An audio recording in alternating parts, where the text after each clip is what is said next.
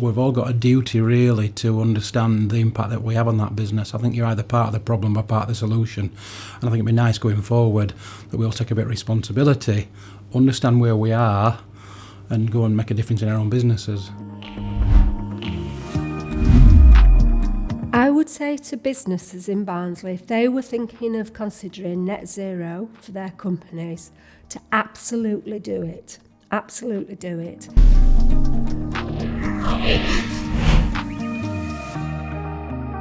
Recycling and sustainability is part of Glass Onion's DNA. It's what we do, it's at the core of the business, core of the values of people that work in this business.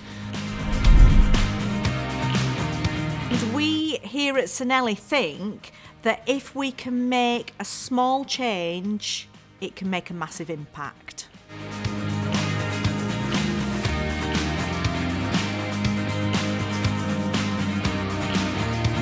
My name is Adrian Waite. I'm the Chief Executive of the Business Village in Barnsley.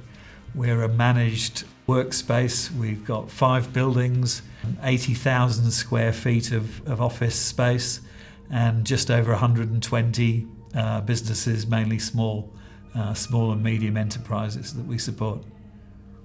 We were first introduced to net zero when we started looking at a new building on our site here at Wilthorpe.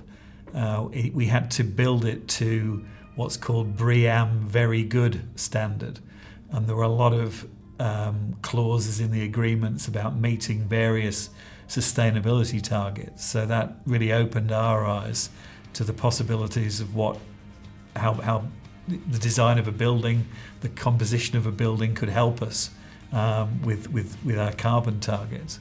And we then started to say, well, how could we apply these to other parts of the other buildings to help us? So that was really how we first encountered net zero. Well, I mean, the Business Village is all about supporting businesses in the Barnsley area. And we realise that net zero is a very, very important topic, not well understood at the moment, but certainly the flavour of the month now, and it'll be the flavour of the month for the next 20 to 30 years. So first of all, we wanted to be able to support companies. We needed to understand it better ourselves. We were prepared to invest money in putting the programme on, and that's why we decided to get involved.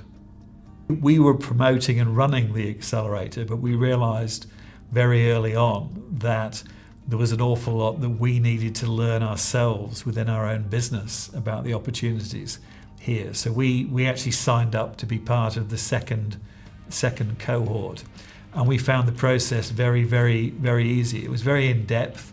We realised it's not straightforward. There was a fair amount of work involved, but the rewards were there. We're going to be there at the end of the process. The goals we had initially were just all about reducing our carbon footprint and saving money. I mean, you know, hopefully one comes with the other. And it became fairly obvious when we did our baseline assessment that most of our carbon footprint was involved in the energy, the heating and the powering of the buildings. So we appreciated if we were able to reduce the amount of gas, the amount of electricity that we were taking off the grid, we were bound to reduce our costs accordingly.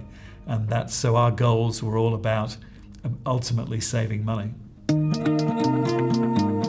It may feel like a difficult thing to tackle, especially if you're a company that uses lots of energy or you've got a very diverse company. I would definitely say if there was funding in another round to go for it quickly, get the support. The support is second to none. I think it's really important to model to your workforce that sustainability isn't just about the company doing something. We all have a responsibility. It's not just about corporate responsibilities. It's about modelling the type of company that you want to be. And that company is not just a successful, financially profitable company. It's about being ethical and about being sustainable and about being at the front of this roadmap that the whole country needs to get on board with. We were looking at If we weren't here as a business, what would disappear? We are here, so what's the impact? And it's that the diagnostic tool helped us to measure, which then gave us our carbon footprint. I would say to other businesses, not just in the hair and beauty industry, but other businesses in the Barnsley Borough, have a look at your data, have a look at what you are wasting, have a look at areas where you can save money, not just making your salon or your business sustainable. When we did our carbon footprint, we realised that 85% of our carbon emissions were linked to energy. We identified lots of areas where we could potentially generate our own electricity through solar panels, for example, and we've literally sort of audited the entire building, looking for every single area that we could either reduce our energy or generate our own energy. And the program has helped us to literally identify every area. We've already committed now to spending over £300,000 on projects that will reduce our carbon footprint over the next 12 months, and we've just approved another £110,000 worth of expenditure on other projects that will further reduce our footprint by 2024. And our forecast is that we will, from our baseline, we'll reduce our carbon footprint by 50% by 2024, which is an excellent start. I think the number one recommendation to any business is, if you haven't started looking at net zero and your net zero plans, then please start now. It isn't a process that you can start today and finish by the end of the week. And I think as more and more of the companies in your supply chain, so particularly your own customers, they are likely to start asking you what your plans are for net zero.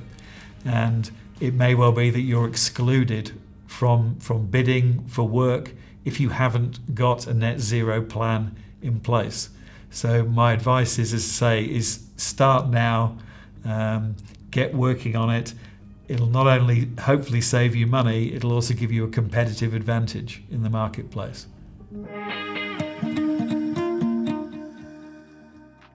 It was about giving us the first step of the ladder, really. I think net zero offers loads of benefits for businesses in Barnsley. It offers great insight into what you're doing currently as a business, which gives you room to look at then areas that you can improve on. There's support available through coaching, through seminars, and the carbon calculator is absolutely brilliant. It gives you a really good assessment of the business and where you are.